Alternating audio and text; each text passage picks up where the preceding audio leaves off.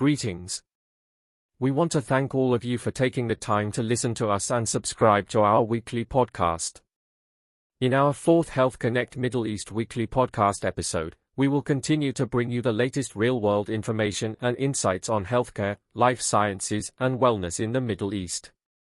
This week's review will discuss a variety of countries in the Middle East and the relevant developments, public health developments, healthcare system updates, disease surveillance, preventative health initiatives, medical infrastructure changes, public health policy changes, and the impact of regional situations on health system functionality.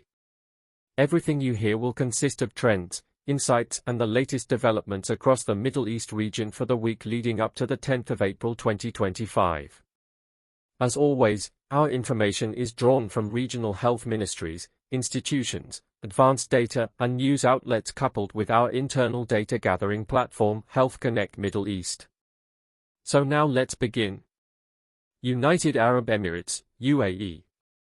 The UAE continued its focus on preventative health this week, with several public awareness campaigns promoting healthy lifestyles. Further elaborating, these initiatives included programs focused on diabetes prevention and management, given the high prevalence of diabetes in the region. Moreover, the Ministry of Health and Prevention, MOHAP, highlighted ongoing investments in telehealth infrastructure, expanding access to remote consultations and monitoring for patients, particularly in remote areas. In the private sector, several hospitals announced upgrades to their facilities, including the acquisition of new diagnostic equipment and the expansion of specialized care units. Saudi Arabia. Saudi Arabia's Ministry of Health, MOH, reported ongoing progress in its national vaccination campaign, focusing on expanding coverage for both childhood immunizations and seasonal influenza. This initiative is a part of a broader strategy to strengthen preventative healthcare and reduce the burden of vaccine-preventable diseases. The MOH also announced new regulations for private healthcare providers aimed at improving quality of care and patient safety. In addition, several large-scale infrastructure projects, including the construction of new hospitals and primary care centers, progressed as planned. Qatar. Qatar's health system saw advancements in several areas this week. The Ministry of Public Health, MOPH, announced the launch of a national Mpox surveillance program. Furthermore, there was continued investment in expanding specialized care services, with a focus on oncology and cardiology. Qatar also hosted a regional health conference, bringing together experts to discuss emerging health challenges and collaborative solutions. Bahrain. Bahrain's National Health Regulatory Authority, NHRA, reported ongoing inspections of healthcare facilities to ensure compliance with quality standards. In other news, the NHRA implemented new guidelines for the licensing of healthcare professionals. Additionally, the Ministry of Health, MOH, initiated a public awareness campaign on mental health, aiming to reduce stigma and promote early intervention. Egypt. Egypt's Ministry of Health and Population reported on progress in combating endemic diseases such as hepatitis C, highlighting ongoing screening and treatment programs.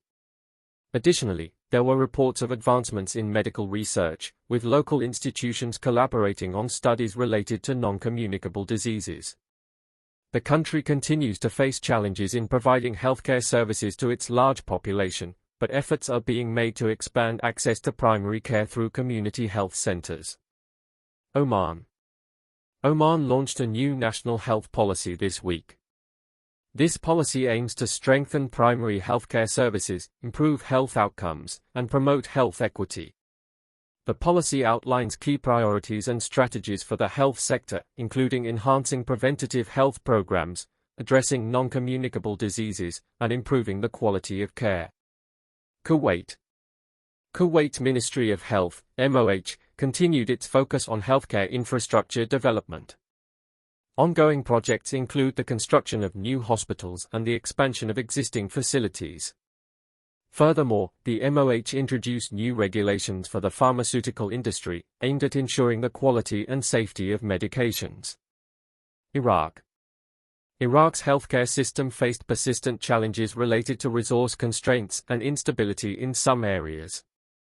However, international organizations continue to provide support in strengthening healthcare services and rebuilding health infrastructure. The focus remained on providing essential healthcare services, particularly in areas affected by conflict and displacement. Jordan. Jordan's Ministry of Health, MOH, focused on improving access to healthcare services for refugees and vulnerable populations. The MOH also implemented new strategies for disease surveillance, including enhanced monitoring of communicable diseases. Collaboration with international organizations continued to be essential in supporting Jordan's health system. Syria. Syria's health sector continued to struggle with significant challenges due to ongoing conflict and displacement. International aid organizations continued to provide crucial support in delivering essential health services and rebuilding damaged infrastructure. Access to healthcare remained limited in many areas, and the health system faced severe shortages of medical supplies and personnel. Lebanon. Lebanon's healthcare system continued to grapple with the economic crisis, impacting access to essential medications and healthcare services. International organizations continued to provide support in maintaining essential services and addressing the needs of vulnerable populations.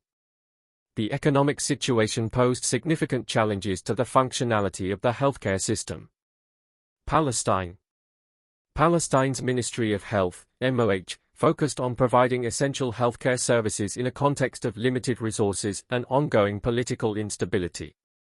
The MOH continued to prioritize primary care services and address the health needs of vulnerable populations. Yemen.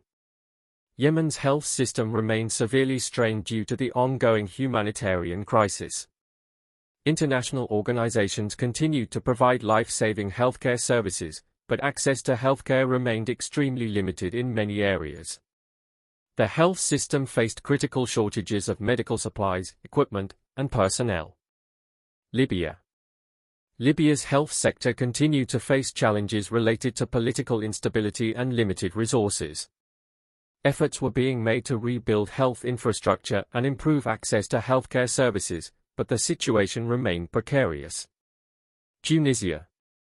Tunisia's Ministry of Health, MOH, focused on strengthening primary healthcare services and expanding access to preventative care. The MOH also implemented new policies aimed at improving healthcare quality and patient safety. Algeria.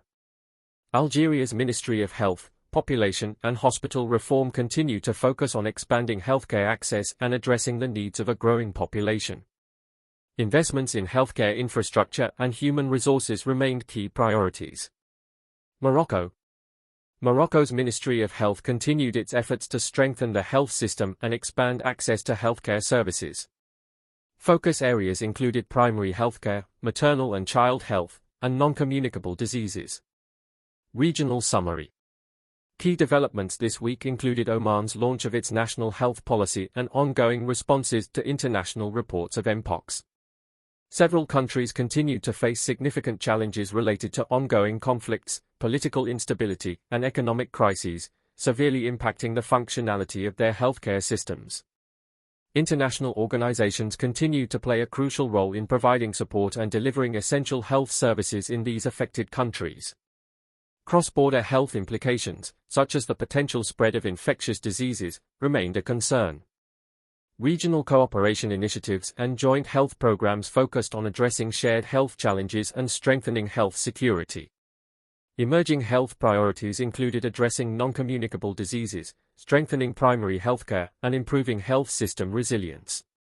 The overall impact on regional healthcare systems varied across countries, with some countries making progress in strengthening their systems while others continued to face immense challenges.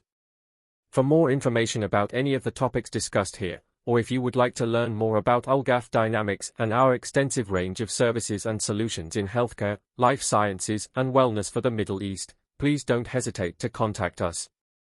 Visit us at our website or email us directly. Additionally, scan our QR code for all our links. Thank you, and see you next week.